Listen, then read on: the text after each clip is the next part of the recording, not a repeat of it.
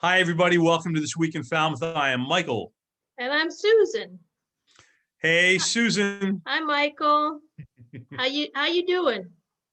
I'm good. I really can't complain. I'm doing well. You're doing well? I'm doing well. It's nice and sunny out, and I'm looking up at my skylight. It's nice and sunny. Ooh, I gotta take some Nice. spider webs down there. Oh well. Yeah. So the things that are going on this week are mostly virtual. Okay. We're like starting to roll into the spring season where some things that are closed seasonally may be open now. For instance, the Cahoon Museum of American Art is going to Yes. be opening up on March 18th for the season. And I Hey. think through March, their admission is free. You Even still have better. to, yeah, you still have to reserve your spot because of the whole social distancing thing. And they have some new exhibits coming up that will be opening up on March 18th. So Great. I'll have that information on the website, because they also put them up there virtually. Okay. People who don't want to do in person, but things like that, the Highfield Hall places are they'll start to open up for spring. So, be aware that things are coming online, and there are a lot of Yay. things that are open in person, but they are social distance and all that stuff. And you do of course have to wear masks. There's kind of quite an excitement to all this, as more people become vaccinated and, things start opening up and wow, who knows? We might actually end up being back to normal at some point, right? That would be pretty amazing, wouldn't it? It would be. I don't think it's going to be like totally normal anytime this year. For instance, don't drop the mask, whatever you do. You still got to stay masked. So, and you still have to do the social distancing. I know the restaurants just lowered See? their restrictions, and so they have no ceiling for the amount of diners, but everyone still has to stay 6 feet Yeah. apart. Yep. So there's still that social distancing going on. I'm fairly certain that most of them still have the plexiglass up between the tables to keep people at that 6 foot distance. So it's a gradual opening. I know on March 22nd there's going to be another loosening of restrictions, and we'll Mhm. have that on the in our blast and on the website. It is hopeful though. And I think, It's very along with the hopeful. spring weather and everything else, it's good. Obviously, you're right. Everybody has to remain vigilant and responsible and look out for themselves and everybody else. But, you know, it's been a rugged year. I mean, we need a little bit of light at the end of the tunnel. We need Mm-hmm. some light in the skylight without spider webs, right? Without That's what we yeah. need. So, and we're going that way. So that's great. It's Yeah, great to yeah. hear some of these places are opening up, even in limited capacity, Mm-hmm. and gives people something to do. So Yeah. that's good news, Susan. That's great. And if there's something that you want to do, just call them and find out what the procedure is. Yep. Some people you have to have reservations, others not. It's just assume that you have to make reservations and touch base with whatever you want to do and see where they're at the time. Okay. Yeah. All right. So what else? So we're going to start out with the Cape Cod Commission. They continue their business resilience workshop for retail and product-based businesses. Yes. This evening at 6 o'clock, they will have the retail and product-based. And then tomorrow at 3 p.m., they will have the workshop for arts, culture, and recreation. And then on March 8th at 3 p.m., they will have the workshop for service-based businesses. Great. This Okay. is these are industry-specific webinars in the COVID-19 Recovery and Resiliency Workshop series. They recommend that you sign up for the one that's specific to your business, but if you can't make it that day, sign up for another one, because there's going to be a lot of information that they're going to give that goes to every business and not necessarily business specific. So Okay. on Thursday, March 4th through Sunday, March 7th, 8 a.m. to midnight, this is the Woods Hole Film Festival virtual with the shorts program Family Voices. Okay. This is their 2021 series of shorts. You pay for a ticket and you have 4 days of access that you can watch it at any time within that 4 day period. That's flexible. I like that. It's Yeah, great. Yeah. This is a program of short films presented in collaboration with the Woods Hole Diversity Initiative and the 2021 Black History Month, featuring 6 short films by up-and-coming filmmakers, snapshots of family life through the eyes of Black parents and children in recognition of the Black History Month theme. Nice. And they will, on March 6th at 7 p.m., they will host a live online Q&A with the filmmakers. Well, even better. That's great. Yeah. And then, of course, you can find all the information on our website, falmouthchamber.com, on how to sign up for any of these things, or you can go to the individual organization's website. Okay. On Thursday, March 4th, 7 to 9 p.m., Woods Hole Oceanographic Institution is presenting a virtual program, Fukushima Daiichi and the Ocean, 10 Years of Study and Insight. Can you believe it's been 10 years since that tsunami? This has been such a fast. It doesn't seem like 10 years, you know? It really doesn't, yeah. The events in Japan began on March 11th, 2011. It's pretty much 10 years to almost the day, with the country's largest recorded earthquake and a tsunami of remarkable power, which led to the releases of radioactive material from the Fukushima Daiichi nuclear power plant that continue today. And the effects are still ongoing, and they're still studying and mitigating those effects.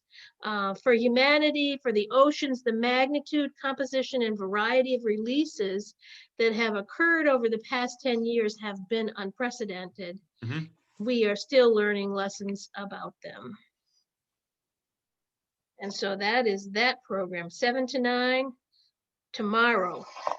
Yeah, I remember those videos, you know, of that tsunami coming in, and yeah, it was crazy, remarkable. Huh? It was remarkable.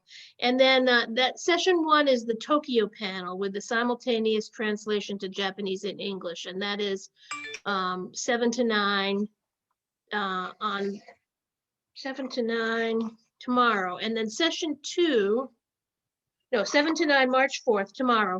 And then session 2 takes place on March 5th. And that's the US East Coast panel. And that is also 7 to 9. Great.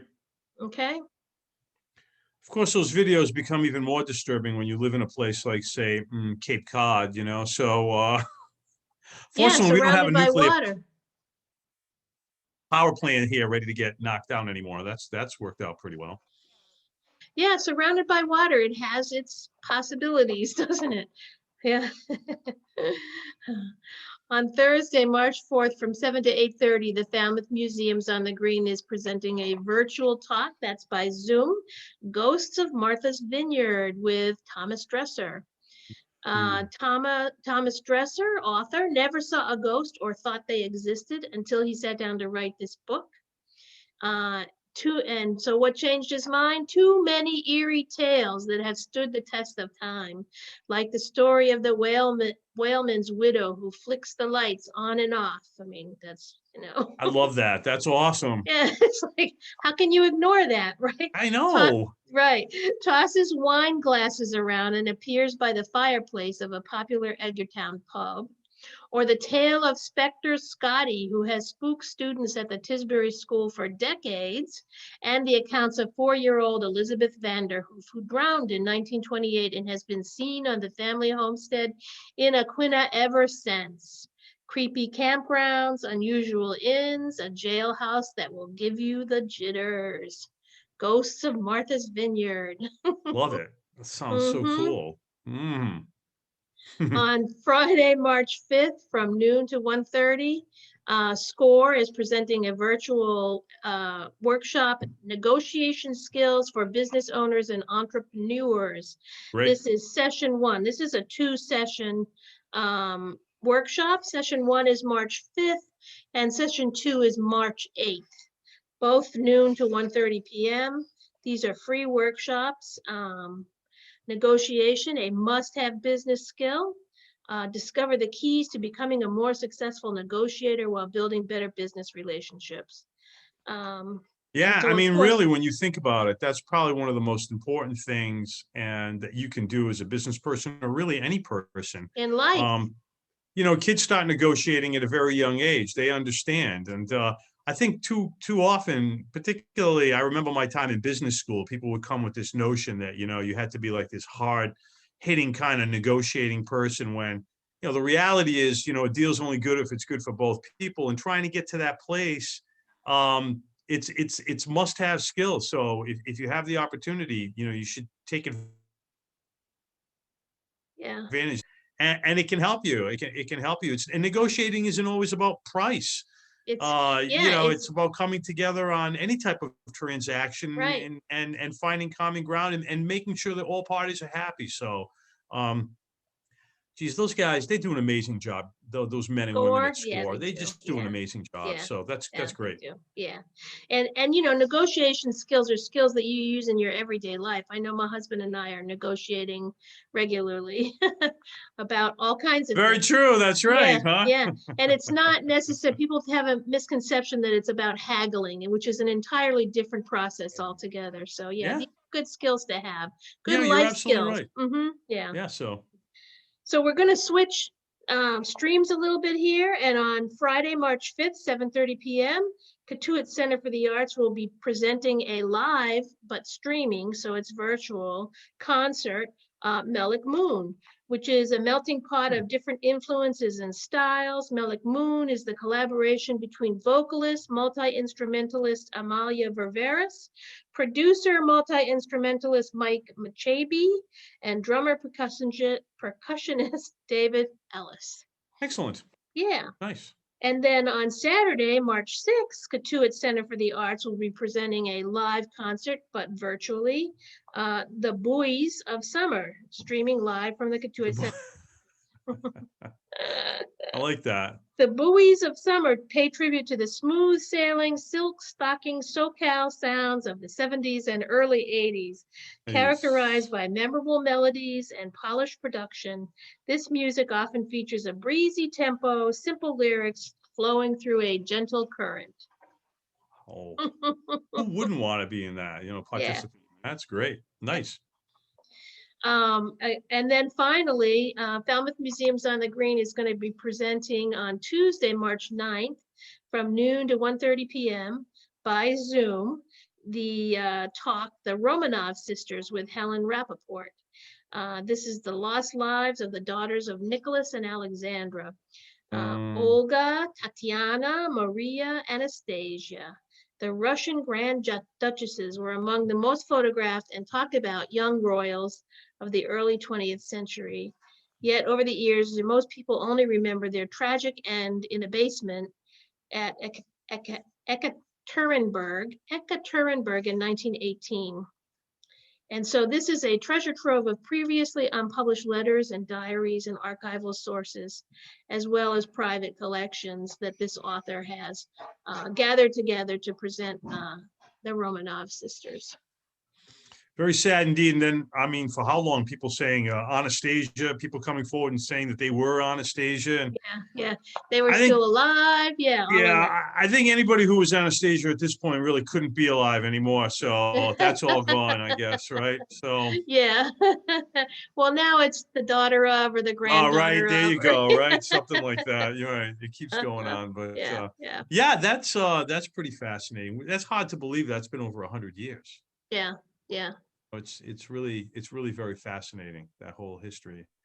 Um, so lots to do, education, Yep. arts, culture, Continue to fun. look at our website for the things that we've talked about in the past that are still ongoing, the exhibits Absolutely. happening all over the place, and yeah.